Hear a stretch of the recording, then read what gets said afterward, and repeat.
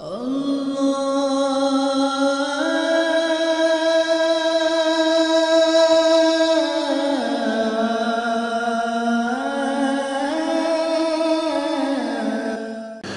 باللہ من الشیطان الرجیم، بسم اللہ الرحمن الرحیم۔ شروع کرتا ہوں اللہ تعالیٰ کے ببرکت نام سے جو اپنے بندوں پر بہت مہربان ہے۔ السلام علیکم ورحمۃ اللہ وبرکاتہ۔ میرے عزیز بھائیو بہنوں اور بچوں، آج کی اس ویڈیو میں آپ کو بیان کروں گا وہ بد نصیب جن پر میرے اور آپ کے آقا کریم صلی اللہ علیہ وسلم نے لعنت فرمائی ہے۔ تو چلتے ہیں اپنی آج کی ویڈیو کی طرف۔ سب سے پہلے میرے عزیز بھائیو بہنوں اور بچوں، آقا کریم صلی اللہ علیہ وسلم نے لعنت فرمائی ہے حلال کرنے والے پر اور جس کے لیے حلال ہو، یعنی جب نکاح میں اس کو شرط ٹھہرایا جائے تو اس میں اصل میں ہے کیا؟ حلال اصل میں جو بندہ غلطی کی وجہ سے یا جان بوجھ کر اپنی بیوی کو طلاق دے دیتا ہے، اور اس کے بعد حلال یہ ہوتا ہے کہ وہ عورت اگر زندگی میں کسی اور سے شادی کرے اور اس کے بعد اس کا میاں طبی طور پر یا کسی ایکسیڈنٹ میں اللہ کو پیارا ہو جائے یا وہ کسی وجہ سے اپنی اس عورت کو طلاق دے دے، تو پھر اس پر یہ جائز ہوتا ہے کہ وہ پہلے شوہر سے شادی کر سکتی ہے۔ لیکن یہاں پر یہ بات یاد رکھیے گا کہ اگر حلالے میں آپ نے نکاح کے لیے اس میں شرط ٹھہرائی جاتی ہے کہ جس کے ساتھ نکاح ہو وہ اتنے دنوں میں یا اتنی دیر کے بعد اس عورت کو طلاق دے دے گا، تو وہ حلالہ نہیں ہوتا، کیونکہ حلالے کا مقصد یہ ہوتا ہے کہ جس بندے نے طلاق دی ہو اس کو تکلیف ہو کہ اس نے کتنا برا کام کیا۔ اور ایک بات یاد رکھیے گا میرے عزیز بھائیو بہنوں اور بچوں، طلاق حلال ہے لیکن اللہ تعالیٰ کو حلال کاموں میں سب سے سخت ناپسند ہے۔ اور یہ دیکھیں کہ میاں بیوی اگر آپس میں لڑتے ہیں اور اس کے بعد ان کی صلح ہوتی ہے تو اللہ تعالیٰ ان دونوں کے گناہوں کو معاف کر دیتا ہے۔ یعنی میاں بیوی کا ایک دوسرے کے ساتھ محبت کرنا، میاں بیوی کا ایک دوسرے کے ساتھ اچھا سلوک، یہ اللہ تعالیٰ کو بہت پسند ہے۔ اور بہت سارے میرے بھائی بہنیں یہ کہتے ہیں اور اکثر سننے میں بھی آیا ہے کہ قیامت کے دن اللہ تعالیٰ سب سے پہلا حساب، سب سے پہلا جو سوال ہوگا وہ اللہ تعالیٰ نماز کے بارے میں کرے گا۔ لیکن بڑی معذرت کے ساتھ کہ بہت سارے میرے بھائیوں اور بہنوں کو یہ پتہ ہی نہیں ہے کہ اللہ تعالیٰ سب سے پہلے جو ترازو میں یعنی جو میزان ہوگا اس میں جو مال تولے جائیں گے اللہ تعالیٰ کے حکم سے، وہ میاں بیوی کا ایک دوسرے کے ساتھ سلوک ہوگا۔ یعنی جو بیوی نے اپنے میاں کے ساتھ سلوک کیا ہوگا، جو اسے تکلیف دی ہوگی یا جو اس کے ساتھ محبت کی ہوگی، جو اس کی تابع داری کی ہوگی، وہ ثواب میزان میں تلے گا۔ اور اسی طرح شوہر کا بھی سب سے پہلے میزان میں اپنی بیوی کے ساتھ جو سلوک ہوگا وہ تلے گا۔ اور یہ دیکھیے کہ میرے آقا کریم صلی اللہ علیہ وسلم نے کتنی بڑی اور کتنی خوبصورت بات کر دی۔ آپ فرماتے ہیں جس کا مفہوم کچھ یوں ہے کہ وہ شخص بہترین ہے جس کا سلوک اپنی بیوی کے ساتھ اچھا ہے۔ سبحان اللہ۔ تو جو میرا بھائی بہن اپنی بیویوں کے ساتھ لڑتے ہیں یا کسی وجہ سے ان کے ساتھ رنجش ہے تو وہ اس حدیث کو یاد کریں، اس حدیث کو اس وقت اپنے ذہن پر چڑھا لیں، ذہن نشین کر لیں کہ وہ آدمی بہترین ہے۔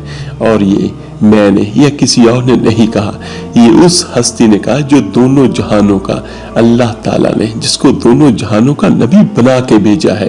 تو دیکھیے کہ اپنی بیوی سے اچھا سلوک کرنا اتنا بڑا فائدہ مند ہے۔ ایک تو لڑائی جھگڑا نہیں ہوگا اور دوسرا آپ کے درجات بھی بلند ہوں گے۔ اور یہاں پر سبھی بھائی سبھی بہنیں دعا کریں اللہ تعالیٰ سے، جن بھائی بہنوں کے جن میاں بیوی کے درمیان لڑائی جھگڑا ہے اللہ تعالیٰ ان میں پیار اور محبت بھر دے، ان کے دلوں کو ایک دوسرے کے ساتھ جوڑ دے، رنجشیں ختم کر دے اللہ تعالیٰ اپنی رحمت سے، اپنے کرم سے، آمین ثم آمین۔ اور دوسرا جس پر آپ صلی اللہ علیہ وسلم نے لعنت فرمائی ہے، اس شخص پر جو قوم لوط کا سا عمل کرے۔ اور یہاں پر یہ بھی تھوڑا سا میں آپ کو بیان کر دیتا ہوں کیونکہ اسلام جو ہے یہ ہمیں مکمل ضابطہ حیات دیتا ہے کہ زندگی کو کس طرح گزارنا ہے۔ قوم لوط وہ تھی جس پر آسمانوں سے پتھر برسے تھے، اور یہ وہ لوگ تھے جو عورتوں کے ساتھ अपनी जिनसी ख्वाहिश पूरी नहीं करते थे। ये वो बदनसीब और बदकिस्मत लोग थे जो आपस में एक दूसरे के साथ हम बिस्ती करते थे। तो ये देखिए ये कितना बड़ा गुनाह का अमल है कि नबी करीम सल्लल्लाहु अलैहि वसल्लम ने उस पर लानत फरमाई है जो ये अमल करे। यहाँ पर अल्लाह पाक से दुआ करें कि अल्लाह ताला हम सबको महफूज रखे, हमारे बच्चों को महफूज रखे इस जैसे बुरे अमल से। और उसके बाद आप सल्लल्लाहु अलैहि वसल्लम ने लानत फरमाई है उस शख्स पर जो किसी जानवर से सोहबत करे। और उसके बाद आप सल्लल्लाहु अलैहि वसल्लम ने लानत फरमाई है उस शख्स पर जो दीन में कोई नई बात निकाले या ऐसे शख्स को पनाह दे। आप सल्लल्लाहु अलैहि वसल्लम ने लानत फरमाई है उस शख्स पर जो किसी औरत के पीछे के मुकाम में सोहबत करे। आप सल्लल्लाहु अलैहि वसल्लम ने लानत फरमाई है कि औरत अपने खामन से खफा होकर रात को अलग रहे, सुबह तक उस पर फरिश्ते लानत करते हैं। आप सल्लल्लाहु अलैहि वसल्लम ने लानत फरमाई है उस शख्स पर जो अपने बाप को छोड़कर किसी और से नस्ब मिलाए, यानी जो अपने आप को किसी और का बेटा कहे। आप सल्लल्लाहु अलैहि वसल्लम ने लानत फरमाई है सूद लेने वाले और सूद देने वाले पर और उसके लिखने वाले पर और उसके गवाह पर। यानी ये देखे कि सूद लेना देना और उसमें गवाह बनना और जो लिखे उस सब पर मेरे आका करीम सल्लल्लाहु अलैहि वसल्लम ने लानत फरमाई है। और एक बात याद रखिएगा, ये 100% श्योर है कि सूद में कभी भी भलाई नहीं है, सूद में कभी भी नफा नहीं है। जो सूद रह गया उसको छोड़ दो अल्लाह की रजा के लिए। और जो मेरा भाई बहन ये काम करता है वो अल्लाह ताला से तौबा इस्तगफार करे कि अल्लाह ताला इस किस्म के लानती काम से हम सबको बचाए। और उसके बाद आप सल्लल्लाहु अलैहि वसल्लम ने लानत फरमाई है उस शख्स पर जो किसी औरत को उसके खामन से या गुलाम को उसके आका से बहकाकर भड़काए और जो गैर के बाल अपने बालों में मिलाकर दराज करे और जो दूसरों से ये काम ले। और इसके बारे में यहाँ थोड़ी सी मैं तशरीह कर देता हूँ। जो गैर के बालों में अपने बालों को मिलाकर दराज करे, यानी अगर किसी भाई बहन के बाल नहीं है वो नकली विग लगाता है तो ये इस्लाम में हराम है कतन। इस जैसे अमल की माफी नहीं है। और इसके बारे में एक हदीस मुबारक सल्लल्लाहु अलैहि वसल्लम भी मैं आपको बयान कर देता हूं, जिसका मफहूम कुछ यूं है कि एक लड़की शादी से पहले उसे कोई बीमारी लगी और उसके बाल झड़ गए तो उसके बारे में उसके घर वालों ने अल्लाह के नबी दो जहां सल्लल्लाहु अलैहि वसल्लम से ये पूछा था कि वो बाल लगा सकती है क्योंकि उसके बाल तो झड़ गए बीमारी की वजह से, वो है भी वो बेटी। तो मेरे आका करीम सल्लल्लाहु अलैहि वसल्लम ने मना फरमाया था। तो जो मेरे भाई बहन लोगों को दिखाने के लिए या अपने आप को खूबसूरत बनाने के लिए बाल लगाते हैं तो वो इस काम से बचें।